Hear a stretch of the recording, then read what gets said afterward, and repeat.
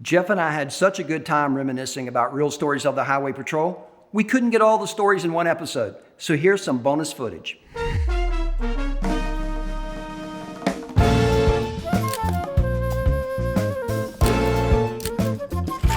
Inertia Retro, take one, marker.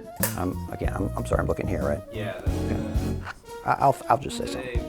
I'll just see what comes out. Take two, marker. See, Troy was safe in the front with the guy with the gun, and I'm in the back with this maniac drunk guy, snot coming out everywhere, and he's like leaning on me. The big guy would lay over on Jeff, and was slobbering all over him, and the trooper is giving us commentary, and then this guy would just yell out like, "I love you, Bill! Bill, I love you!" And we to this day, we don't know who Bill is or was. Inertia Retro, take four, marker. I believe it was the Best Western or the Ponderosa, one of those restaurants. And we're sitting there, and there's like a little 4 or 5 year old kid with his mother, and the kid is just, kind of looking at us, and the mom's kind of pointing over that. And they come over, and I thought they wanted to talk to the police or whatever, and they said, my son saw you, and he just loves your show. He thinks that it's the greatest thing in the world. And I was just wondering, would you mind signing an autograph for him? You want me to sign an autograph for your son? Yeah, of course. So we turned over a release form and signed the back of it and gave it, and the little 5-year-old was, you couldn't believe how happy he was. Marker. Oh my gosh, there's so many stories. I'm just trying to think of. Play another video. Troy is getting his shots, and people are going at it, and the trooper comes to me and says, "Do you know how to use a gun?" And I'm like, yeah. He says, "Okay, the shotgun is here, and then if I go down, I have a gun under my seat."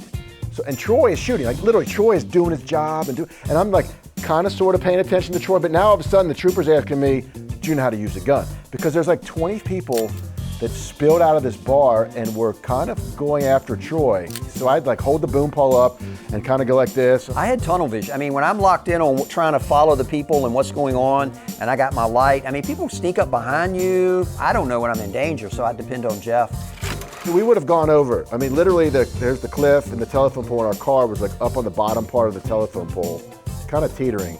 They wanted me to come to court and testify in open court about the drug cartel. So when we go into this kitchen, and there's this 65, 70-year-old woman with blood, like through her finger, through her hand. If that wasn't bad enough, he discharged his weapon during the gun safety class and shot one of the participants in the foot. Is this sounding too negative? This is like some jacked up stuff. Jacked up is kind of the theme of some of the stuff that we saw. I think that would be a good show. A reoccurring thing. A reoccurring thing, jacked up. I remember, I think it was Matewan one night. I think it was the first time we ever went to West Virginia. And we went to a woman, it was a rescue squad had picked her up, and they had taken her into the ER, and we had been called, and we got there and we went right into the hospital, right in through the emergency doors, and we're right. Next thing I know, we're like in the operating room there, and they're checking her out, and they're like, the doctor's like, what is going on here? Why? There's a film crew in the ER, and he's like, they're with me. Don't worry about it. The trooper said, don't worry about it. They're with me. They're like, okay, and they start interviewing the woman and what happened, and the side of her face was all scarred up, and come to find out, what had happened was she was riding with her boyfriend, and she had a baby. Like a little baby, like less than 6 months old, and she had jumped out of a moving car. She was so desperate to get away from her boyfriend. Inertia Retro, take 18, marker. A trooper took us to this mountaintop on this little farm, and we were gonna go look for marijuana fields at night. I got shorts on and my little fanny pack, and the only self-defense thing I had was a brick for the camera. In my mind, I'm like, I'm gonna use this brick if I have to, because it was dangerous out there. We're walking through the jungle, basically on the side of this mountain, and you hear like firecrackers. And I'm like, Troy, you hear that? He's like, yeah, and the trooper goes, oh, don't worry about it. That's just old man James or whatever. He's up here shooting at us. He'll never hit us. And I'm like, oh, he's never gonna hit us. Great, this is a fun job.